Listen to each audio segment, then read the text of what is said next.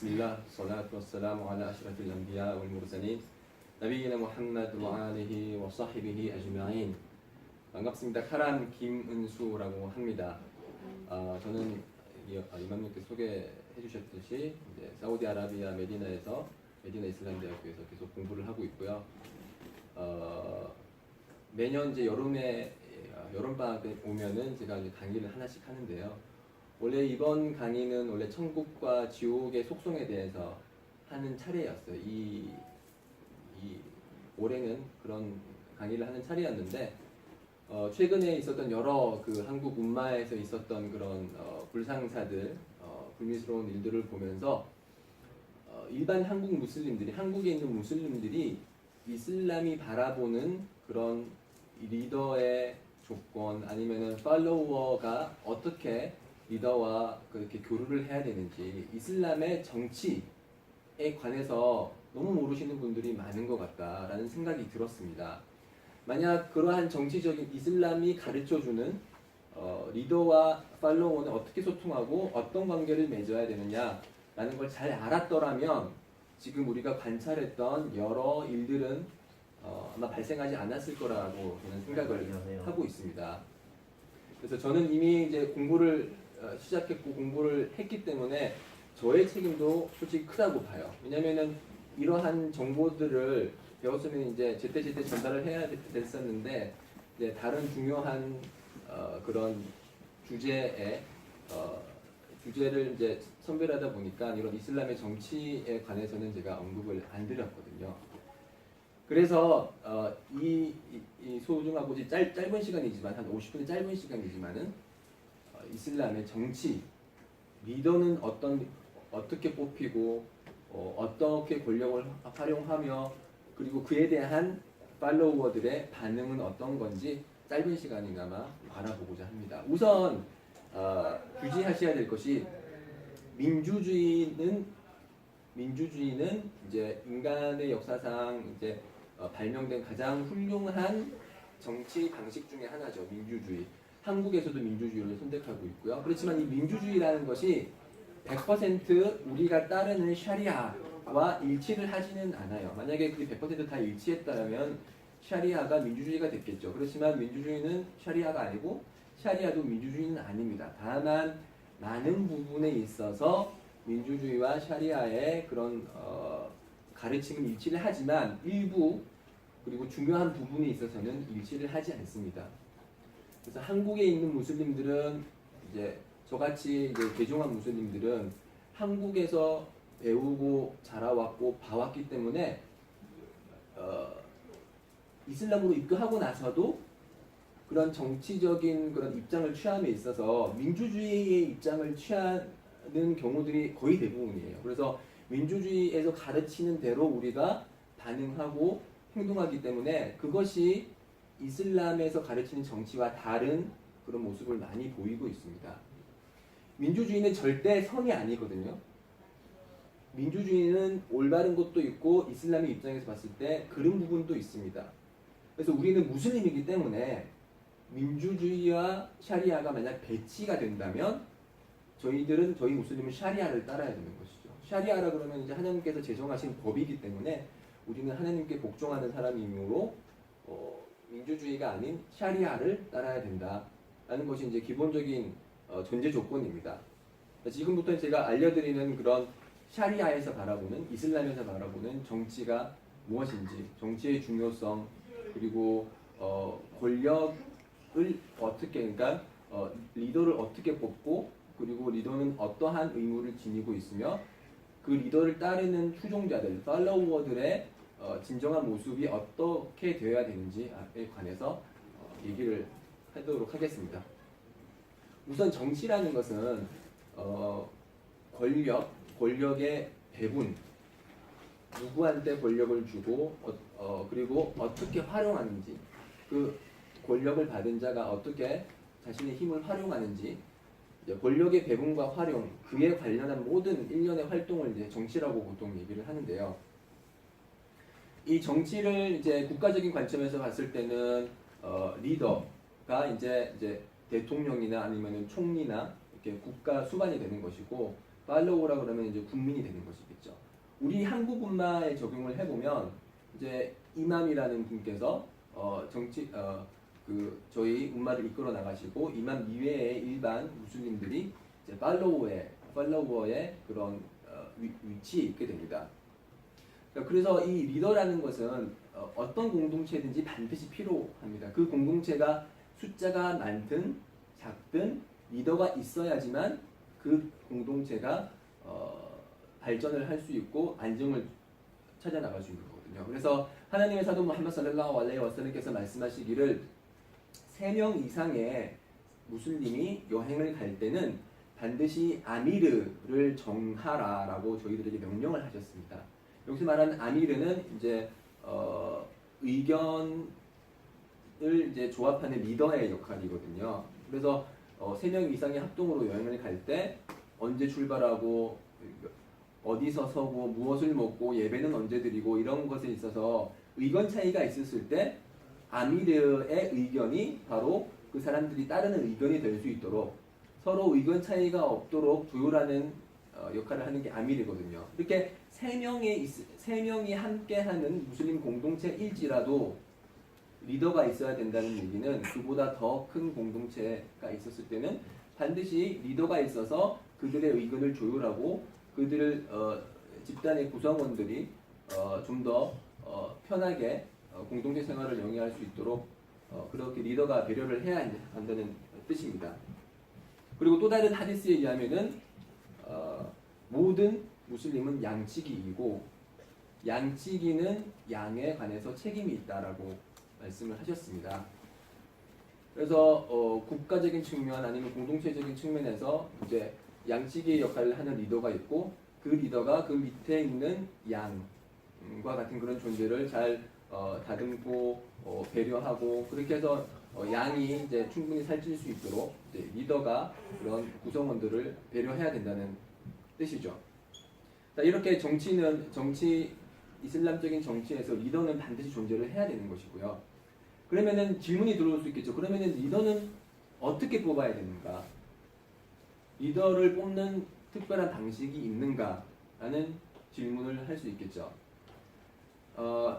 민주주의에서는 보통 한국에 있는 민주주의는 대통령을 어떻게 뽑죠?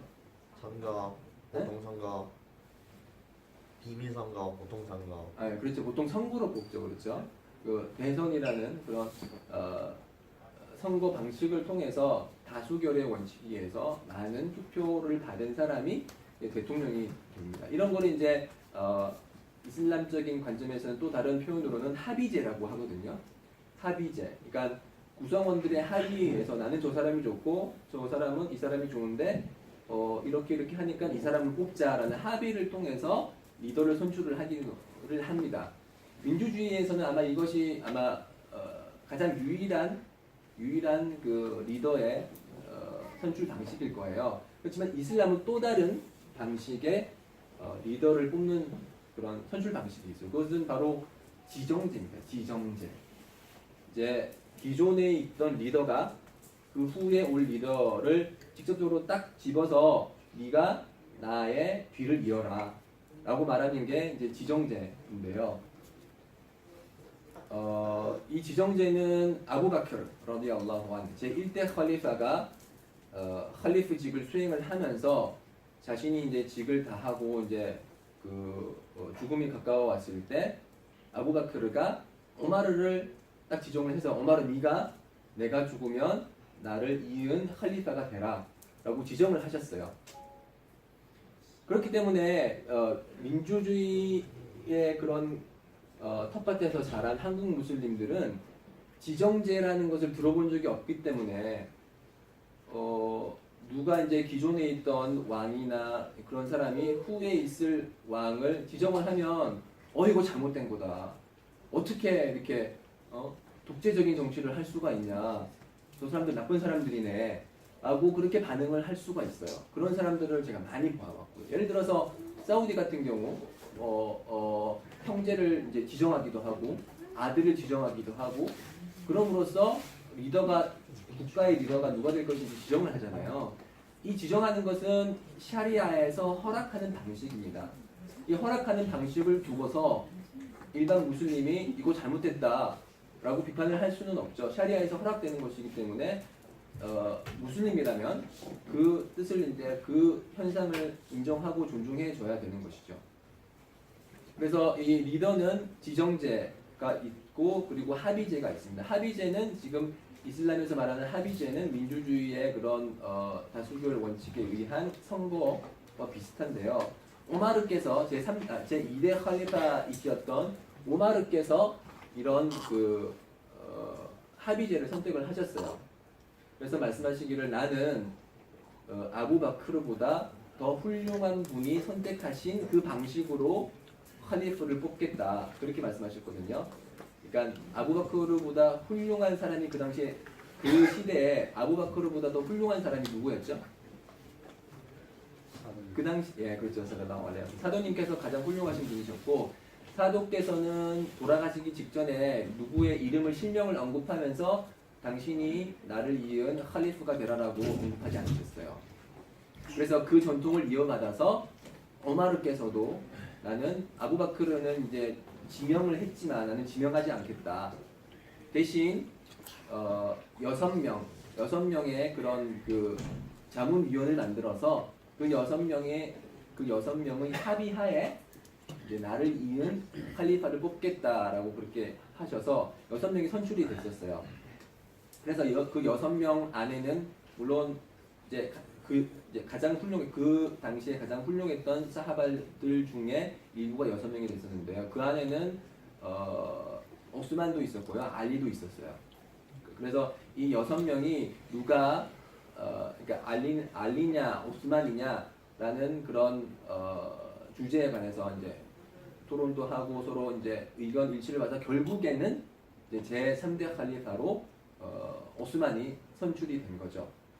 이런 그 6명처럼 그 국가의 지도자 아니면 공동체의 지도자를 선출함에 있어서 그 자문관의 역할을 하는 그런 사람들을 이제 아랍어로는 아hlul 힐 월 아क़드라고 얘기를 해요. 그러니까 힐 그러면 푼다는 뜻이거든요. 아क़드 그러면은 다시 묶는다는 뜻이에요. 그러니까 실타래를 풀고 묶는 사람, 즉 여론을 형성하는 그런 사회 지도 인사들이 모여서 충분한 토의를 통해서 누가 우리를 이끌어 나갈 지도자가 될 것인지 이제 얘기를 하는 게 이게 바로 이슬람에서 바라보는 합의제입니다. 네, 그래서 합의제와 지정제를 통해서 우리는 지도자를 선출을 하게 되는데요. 자, 이렇게 지도자를 선출할 때 그러면은 지도자는 어떠한 기준으로 선출이 될까요? 어떠한 요소가 지도자가 될 수 있는 그런 중요한 요건일까요? 많은 요건이 있겠지만 제가 지금 언급하고 싶은 거는 이제 가장 중요한 두 가지 요건이 있어요. 이 두 가지 요건은 꾸란에서도 명백히 기재되어 있는 사항인데요.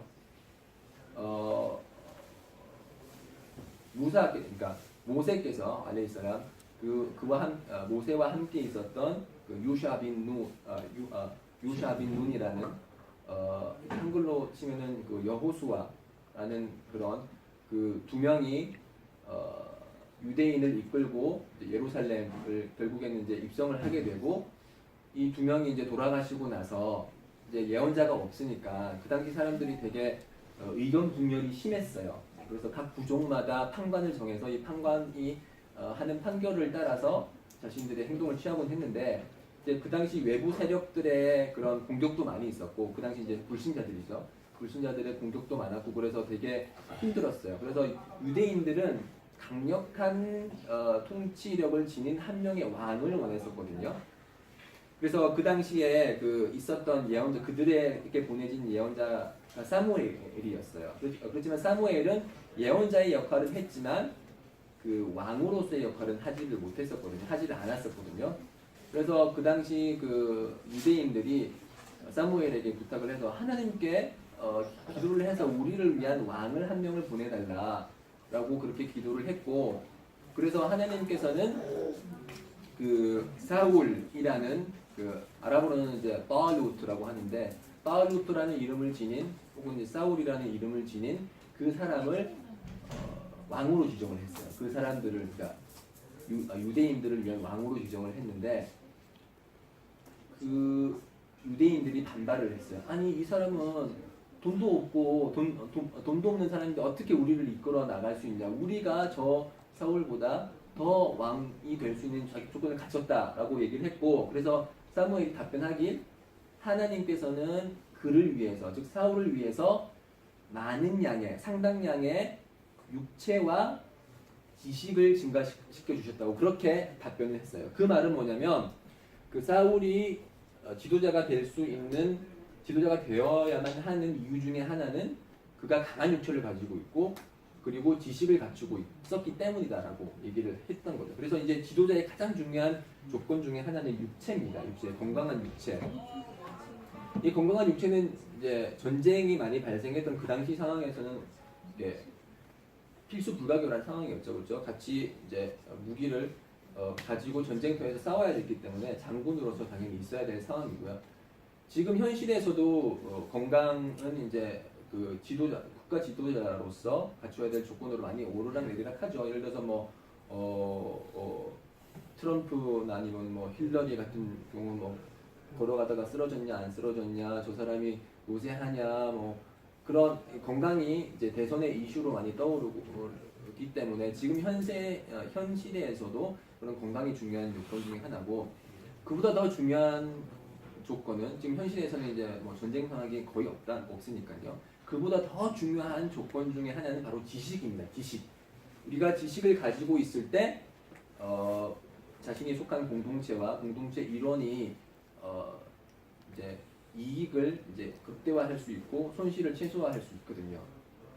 자, 우리 무슬림의 입장에서 말하는 지식이라는 것은 가장 중요한 지식은 꾸란과 그리고 예언자 무함마드 살랄라후 알레이히 와살람의 말씀인 하디스, 꾸란과 하디스에 대한 지식이 가장 중요한 지식입니다. 그러한 지식이 없이는 우리 이슬람 공동체를 이끌어 나갈 수는 없겠죠.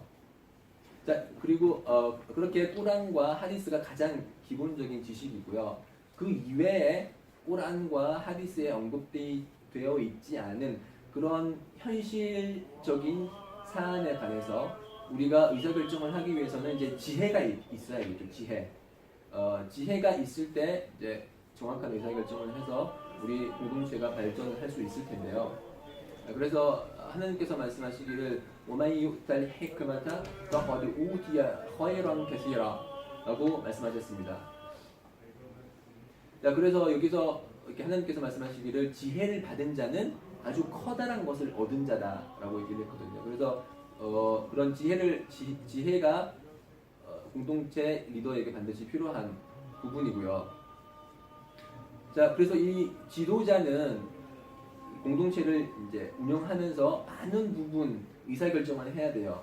꾸란과 순나에 없는 새로운 부분들, 그런 부분에 대해서 이제 의사결정을 할 때 어떻게 의사결정을 할 수 있을까요?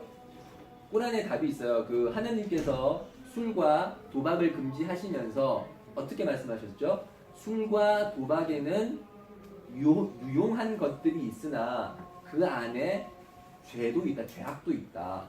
그 죄악이 이익보다 더 크기 때문에 술과 도박이 금지된 것이거든요. 우리 현세에서 이제 실제 생활에서 의사결정을 할 때 우리는 항상 이익과 손실을 따져봐야 됩니다. 그래서 그 이익이라는 것은 아랍어로 이제 마슬라하라고 하고요. 그리고 손실은 맙사다라고 하는데 이 마슬라하하고 맙사다하고 두 개를 저울질해서 어떤 것이 이제 이익이 손실보다 더 클 때 그때 이제 그 의사결정을 하게 된다는 것이죠. 이거는 비단 리더에게만 한정되는 부분이 아니고요. 우리 일반 무슬림이 일상적인 생활을 할 때도 이익과 손실을 잘 고려를 해서 의사결정을 하면 그것이 가장 훌륭한 의사결정을 하게 되는 것이죠.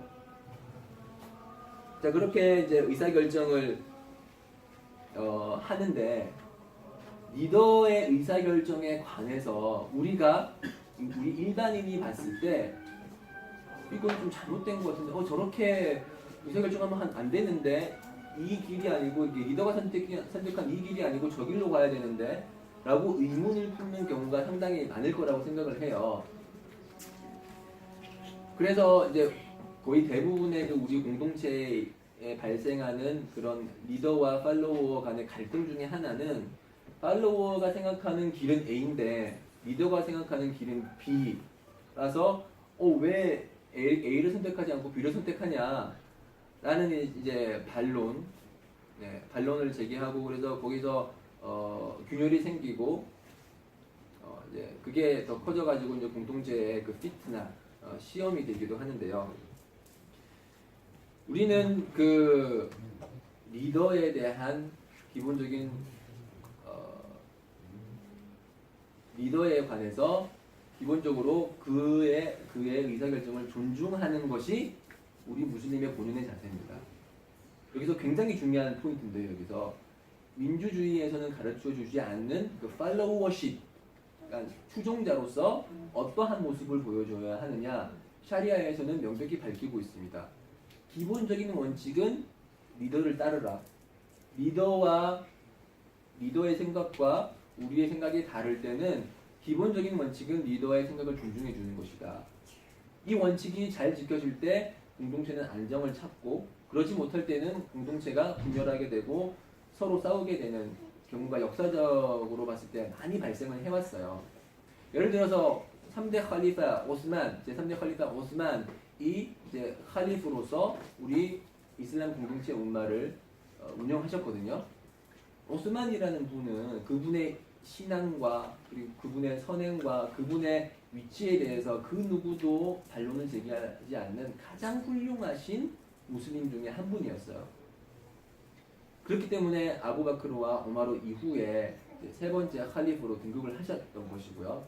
그렇게 훌륭한 분임에도 불구하고 팔로워십을 제대로 그렇게 발휘하지 않는 무슬림들 사이에서 말이 나오기 시작했어요. 그게 어떤 말이냐면은 이제 그 당시 이제 이슬람 국가가 조금씩 이제 규모를 확장을 해가면서 이제 그 특정 지역에 대한 주지사를 이제 뽑아야 됐었는데요. 오스만이 지정한 그 주지사에 대해서 일반 무슬림들, 이제 다수는 아니고 일부 소수가 불만을 품기 시작했어요. 아니 왜 저 오스만이라는 사람은 자신의 혈족들, 자신과 친한 친척들을 주지사로 뽑냐? 이거는 공정하지 않은 의사결정이다라고 하면서 오스만의 반기를 들기 시작을 했어요. 그래서 결국에는 어떻게 됐냐? 그런 반기를 든 사람이 세력을 형성을 해서 오스만을 살해하기까지 이릅니다. 제3대 칼리파, 그렇게 훌륭하신 분께서 그분의 리더십에는 전혀 의문의 여지가 없죠. 가장 훌륭한 리더십을 보였던 분임에도 불구하고 팔로워십이 제대로 받쳐주지 않았기 때문에 결국 그 훌륭한 지도자가 살해되는 그런 경우가 있었어요. 그래서 이렇게 오스만을 살해했던 그 집단은 하와리즈의 원천이 됩니다. 하와리즈라고 하면 공동체를 떠나서 공동체 집단의 의사결정에 반기를 드는 그런 사람들을 뜻하는데요. 지금 우리가 현 시대에서 보는 IS가 대표적인 하와리즈입니다. 공동체를 따르지 않고 자신들의 의견에 반대하는 사람들은 불신자로 취급을 하면서 불신자를 살해해야 된다면서 그렇게 아주 추악한 모습을 보이고 있는 것이 이 IS인데요. 이 IS는 하와리즈고, 이 하와리즈가 왜 나왔냐? 팔로워십이 부족해서 그렇습니다. 굳이 실명은 언급하지 않겠지만 이 리더에 대한 불만을 품어서 이제 세력을 형성해서 뭔가 새로운 것을 만들어 보자라는 그런 비주류 세력이 있었고, 그 비주류 세력에 의해서 우리가 많은 고통을 받고 있었다는 것은 잘 알고 있는 부지의 사실인 거죠. 사람들은 이렇게 말합니다. 민주주의가 절대선이라고 보는 사람들은 아니 그거 당연한 거 아니냐. 우리는 정의를 구현할 뿐이다. 우리는 깨어있는 시민이고 지도자의 그런 잘못에 대해서 우리는 당연히 반기를 들고 지도자를 끌어내려야 된다 라고 얘기를 하지만, 그것이 민주주의에서는 맞을지는 몰라도 샤리아에서 보는 리더십과 팔로우십에서는 허락되지 않는 일이거든요. 그래서 왜 허락이 되지 않느냐? 지금 제가 이제 많은 이제 아야와 그 하디스를 언급을 할 텐데요. 가장 중요한 것은 이제 꼬라는 구절에 나와 있는 하나님의 말씀. 야 유할라디나 아마누 아띠우ল্라하 와 아띠우 라술 와 우릴 암리 민쿰. 번역을 하자면 오 믿는 자들이여 하나님을 따르고 그리고 그분의 사도를 따르고 우를 암리 민쿰 그대들 중에 위정자들을 따르라라고 명령을 하셨어요. 그래서 위정자라고 하면은 이제 지도자 역할을 하는 공동체의 그런 리더를 뜻하는데요. 그 리더를 따르라라고 하나님께서 직접 명령을 하고 계십니다. 무슬림이라면은 당연히 하나님의 말씀을 따라야 되는 것이죠. 그래서 그게 기본 원칙입니다. 우를 아무리민 그 위정자를 따르라 라는 그런 하나님의 명령을 우리가 따를 때 팔로워십이 제대로 형성이 될 수가 있겠죠. 또 다른 하디스에 의하면은 예언자께서 살랄라후 알레이히 와살lam께서 말씀하시기를 그대들을 통치하기 위해서 만약 에티오피아 출신, 하바시 출신의 노예가 그대들을 위한 통치자가 되었다고 한들 그를 따르라라고 말씀하셨어요. 그 당시 그 이제 검은색 피부를 가진 사람에 대한 그런 아랍 사람들의 반응은 그 검은색 피부를 가진 사람이 낮은 위치의 사람이라고 생각을 했었거든요. 그래서 에티오피아 그러면 이제 그 피부가 검은 분들이 사시는 그런 곳이잖아요. 그렇게 검은 피부에 사회적 신분이 노예예요, 노예. 그래서 엄청나게 우리가 봤을 때 도저히 리더라고는 전혀 생각할 수 없는 리더와는 전혀 먼 사람이 어떻게 해서 리더가 됐어요? 그럼 우리 어떻게 해야 돼요? 아, 저 사람 나보다 못하니까 끌어내려. 저기 더 좋은 사람이 있으니까 저 사람을 리더로 해야 돼. 라고 하는 것이 아니고 지정된 기존에 있었던 리더에 대한 존경 그리고 존중 그리고 그를 따라주는 것이 무슬림의 팔로워십이에요. 이 대표적인 예 중에 하나가 즉 어떤 지금 현 상황에서의 리더가 있고 근데 이 리더가 지금 우리 존재하는 구성원들에 있어서 가장 완벽한 사람은 아니에요. 지식적인 측면이나 육체적인 측면이나 지혜적인 측면이나 부족하지만 이 리더보다 더 훌륭한 사람이 분명히 있어요. 그럼에도 불구하고 이 사람이 지도자가 됐어요. 우리의 지도자가 됐어요. 그럼 우리는 어떻게 해야 될까요? 따라야 저기 돼요. 있는- 따라야 돼요. 뭐라고요? 따라야 돼요. 따라야 되죠. 따라야 됩니다. 그 대표적인 예가 바로 그 무아위야의 예인데요. 라디알라후 안. 무아위야는 그 4대 칼리파 이후에 온 최초의 왕입니다. 이 왕이랑 말리크랑 왕은 이제 아랍어로 말리크라고 얘기하는데요. 이 말리크와 칼리파는 분명히 다른 위치에 있어요. 예언자께서 살랄라후 알레이히 와살lam께서 예언하시길 나 이후에 훌라가들이 올 것이고 지금 칼리파가 올 것이고 그 이후에 왕이 올 것이라고 얘기를 했거든요. 그래서 여기서 말하는 칼리파라는 이제 그 인도된 길을 걷는 가장 훌륭한 사람들을 칼리파라 얘기를 하셨고 그 이후에 일반적인 권력을 지닌 사람을 그냥 말리크라고 얘기를 했어요. 그래서 무아위야가 첫 번째 이슬람 역사상 첫 번째 왕이었어요. 그 이전에 칼리파가 있었고요. 그래서 무아위야가 왕으로 등극을 했을 때 무아위야도 물론 훌륭한 분이시지만 그보다 더 훌륭한 사하바들이 분명히 존재를 했어요. 예를 들어서 압둘라 빈 오마르의 그러니까 2대 칼리파의 아들이었던 압둘라 같은 경우는 지식이 아주 출중했고 피크적인 그런 견해에 있어서 이제 많은 사람들의 존경을 받고 있었고 지식이 출중하고 예배도 열심히 드리고 많은 선행을 했던 분이셨지만 거기에 대해서 왜 무아위야가 나를 제치고 왕이 됐냐라고 반기를 제시한 적이 없었습니다. 마찬가지로 하산이 누구죠? 그 알리 이제 사대 칼리파의 아들이죠. 하산 역시 무아위야보다 더 훌륭한 위치에 있었음에도 불구하고 무아위야가 왕이 된 것에 대해서 침묵을 하셨어요. 그러면서 이 현상에 대해서 그 예언자께서 예언을 하셨어요. 그 이제 하산이 아주 어린 나이에 이제 걸어가고 있을 때, 이렇게 아장아장 걸어가고 있을 때 예언자께서 말씀하시기를 이 아이는 아주 훌륭한 남자다.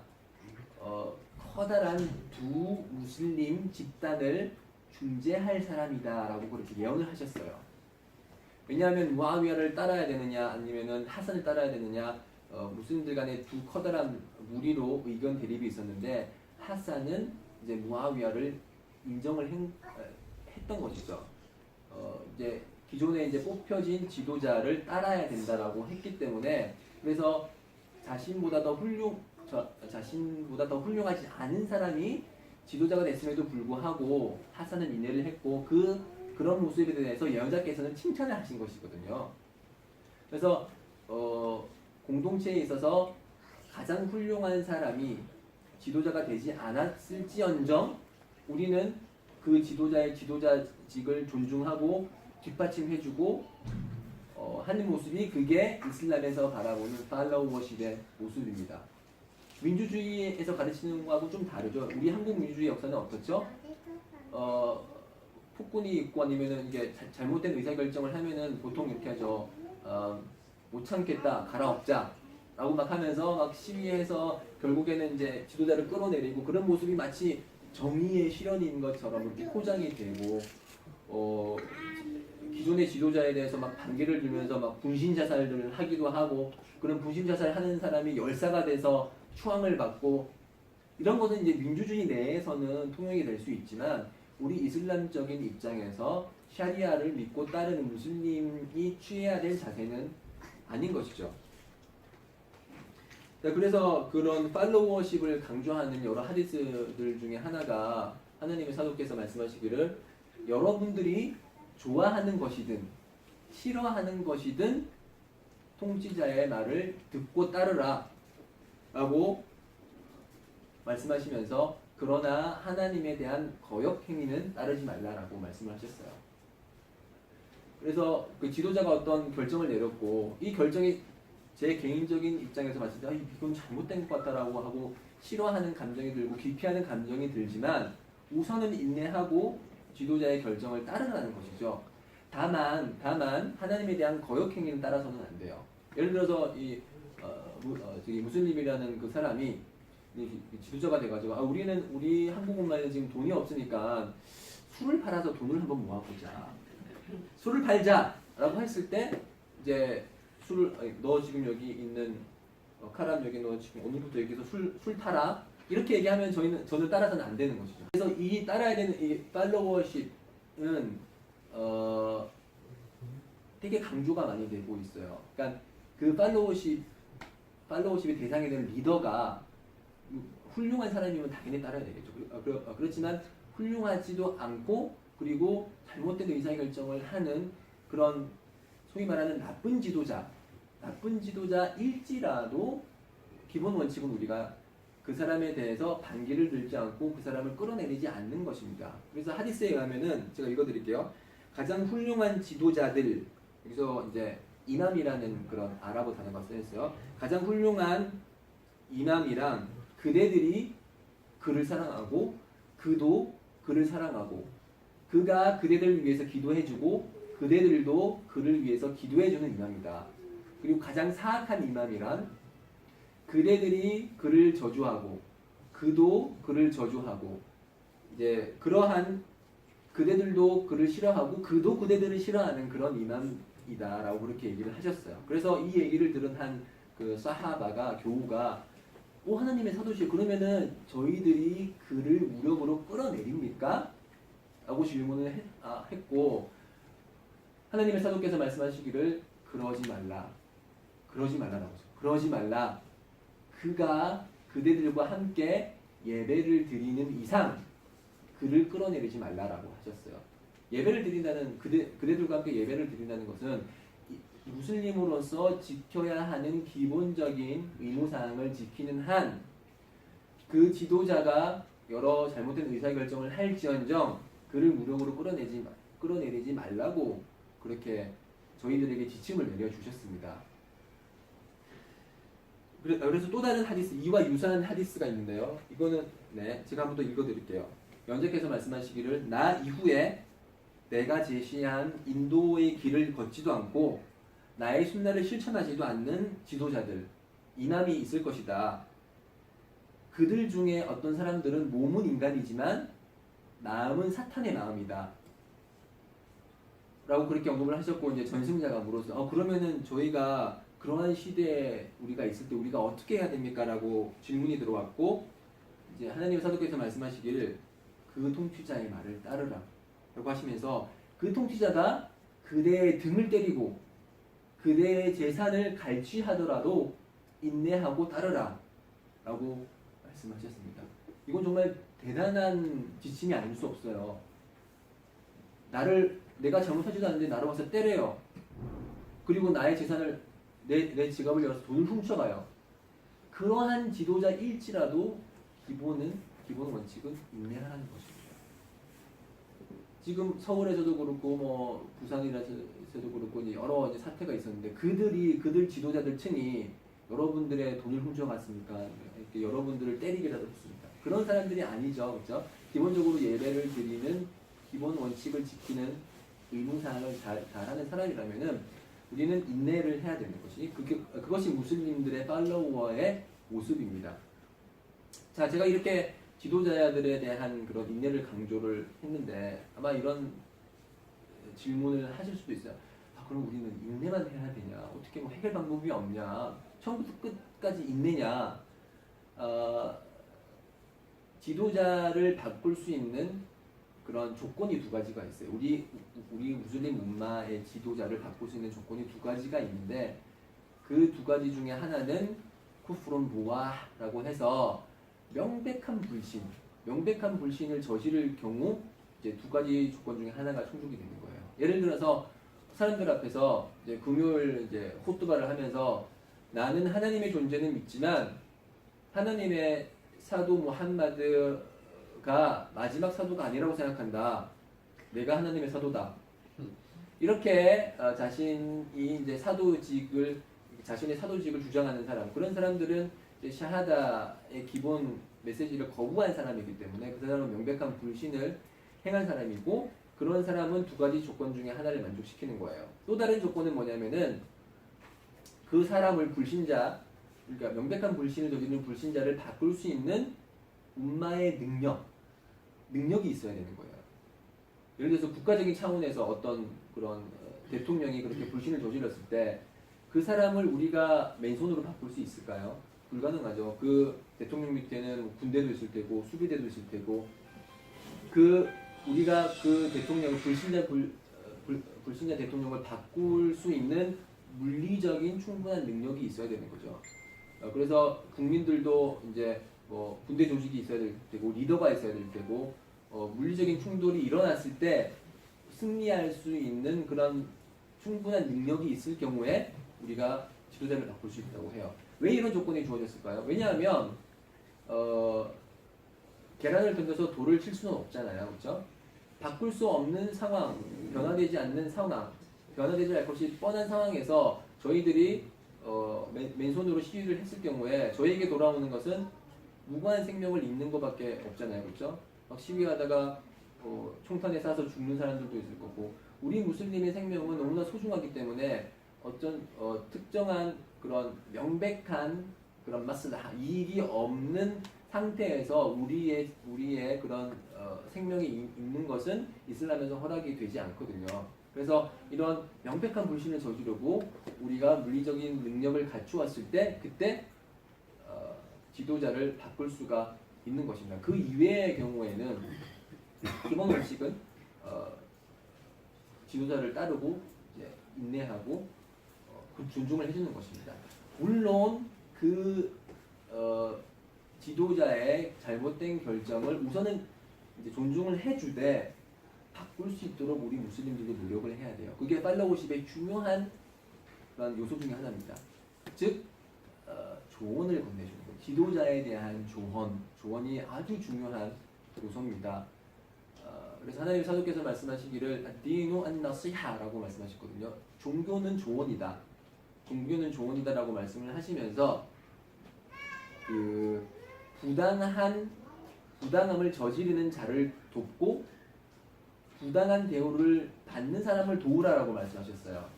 그러니까 부당한 대우를 받는 사람을 돕는 것은 당연한 일이죠. 그렇죠? 근데 부당한 일을 저지르는 사람을 도우라는 것은 무슨 뜻일까요?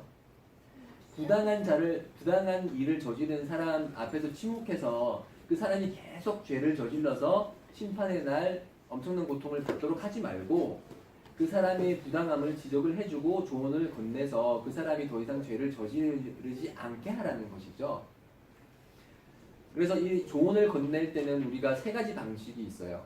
하디스에 의하면은 여러분들 중에 비난받을 어떤 일을 목격을 했을 때 손으로 바꾸라. 손으로 우리가 물리력을 행사를 해서 바꾸라. 예를 들어서 제 아들이 담배를 핀다고 해봐요. 그러면 이놈 새끼 일로 와. 그러면서 담배를 빼앗아서 담배 피지 마. 라고 이제 이제 힘으로써 제압할 수 있을 때는 손으로 바꾸라. 손으로 바꿀 수 없을 때는 입으로 바꾸라고, 혀로 바꾸라고 했거든요. 그래서 저보다 이제 뭐 나이는 비슷할지언정 제가 한마디 하면은 저를 때릴 것 같은 사람이 있잖아요. 그러면은 이렇게 담배를 피는 거는 자기 몸에도 안 좋고 그러니까 안 피는 게 어떨까요? 라고 이렇게 혀로서 조언을 건넬 수 있고요. 혀로서도 조언을 건넬 수 없을 때는 마음으로라도 그렇게 그런 비난받는 일을 이제 바꾸려고 노력해라라고 말씀하셨는데, 이제 마음으로 바꾼다는 거는 이제 기도를 통해 하나님께 기도를 통해서 저 사람이 더 이상 나쁜 일을 하지 않게 해주십시오라고 마음으로 기도를 하는 이 세 가지 방법이 있어요. 이 세 가지 방법이 우리가 이제 조언을 건넬 수 있는 방법이고요. 특히 그 폭정을 저지르는 지도자에 대한 조언은 이슬람에서 특별한 위치를 가지고 있어요.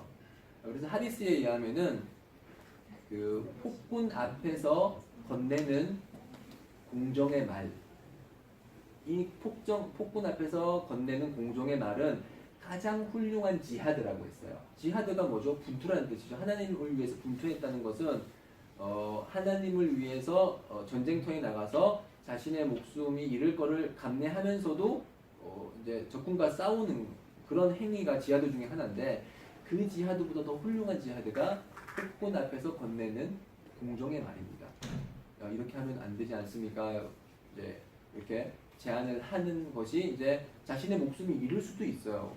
국가 통치자 앞에서 그런 말을 했을 때 감옥에 갈 수도 있고 여러 해코지를 당할 수 있음에도 불구하고 조언이 그만큼 중요하기 때문에 이제 우리 팔로워인 무슬림들은 조언을 건네야 되는 것이죠. 그렇지만 이 지도자에 대한 조언의 방식은 일반인들하고 좀 달라요.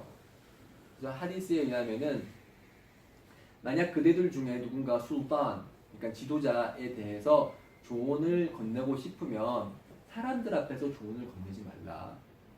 그 술단, 그 지도자의 손을 잡고서 조용한 곳에 가서 그 두 사람만이 할 수 있는 그런 대화의 조건이 되는 그곳에서 조용히 조언을 건네라고 얘기를 했습니다. 이거를 현 시대에 적용을 해보면, 예를 들어서 어떤 지도자가 잘못을 저질렀어요. 그리고 거기에 대한 해명이 필요해요. 근데 조언을 건네고 해명을 듣기 전에 단체 카톡방을 만들어서 이렇게 지도자가 이렇게 했어. 이보세요. 이게 너무 잘못한 거 아닌가요? 우리 무슬림들 들고 일어납시다. 라고 하는 그런 행위는 샤리아적으로 봤을 때 샤리아에 배치되는 행위죠. 왜냐하면 하나님의 사도께서 사람들 앞에서 조언을 건네지 말라라고 하셨고, 조용한 곳에 가서 그 사람 둘이서 이제 대화를 나누면서 조언을 건네라고 했기 때문에, 그러한 행위는 이슬람을 믿는 무슬림이 지양해야 되는 그런 모습인 것이죠. 그래서 그렇게 이제 지도자에게 조언을 건넸어요. 근데 그 지도자가 조언을 안 받아들여요. 받아들이면 알함두릴라 좋지만 조언을 안 받아들였을 때 우리는 어떻게 해야 될까요? 조언을 안 받아들이니까 사람들한테 다 공개해서 그 지도자들을 공개적으로 비난해야 될까요? 그렇지 않습니다. 하디스에 의하면은 만약에 그 지도자가 그 조언을 받아들이지 않았을 경우에는 그대는 그대의 의무사항을 다한 것이다 라고 말씀하셨어요. 우리가 의무사항을 다 했기 때문에 거기에 대해서 추가적으로 이슬람에서 가르치지 않는 다른 방식으로 그 지도자에게 면담을 주거나 아니면 그 지도자의 잘못을 만천하에 공개하지 않는다는 것이죠. 그러니까 지금 이제 팔로워십 그리고 리더십이 어떤 것이고 팔로워십이 어떤 것이어야 되는지 여러분들 다 이제 이해하시고 잘 들으셨을 겁니다. 민주주의하고 샤리아하고 이제 많은 부분 일치를 하지만 일치하지 않는 이런 특히 팔로워십에 있어서 여러분들은 무슬림이기 때문에 기존에 있었던 민주주의적인 그런 민주주의적이지만 샤리아와 배치되는 부분이 있었다면 다시 한 번 더 생각을 해보시고 무슬림으로서 정치적인 문제를 해결해 나가시고 무슬림으로서 리더십을 이제 따르고 그리고 팔로워십을 형성했으면 좋겠다는 것이 저의 바람입니다. 그래서 이 리더십과 팔로워십이 이슬람에서 바라보는 이런 리더십과 팔로워십이 잘 형성이 됐을 때 우리 공동체는 더 안정을 기할 수 있고요. 그리고 더 이제 분열이나 아니면은 반목 현상이 줄어들게 되고 서로 형제가 이제 구현될 수 있을 거라고 생각을 합니다. 지금까지 제가 드린 말씀이 오늘 제가 준비한 내용입니다. 여러분들 경청해 주셔서 감사드리고요.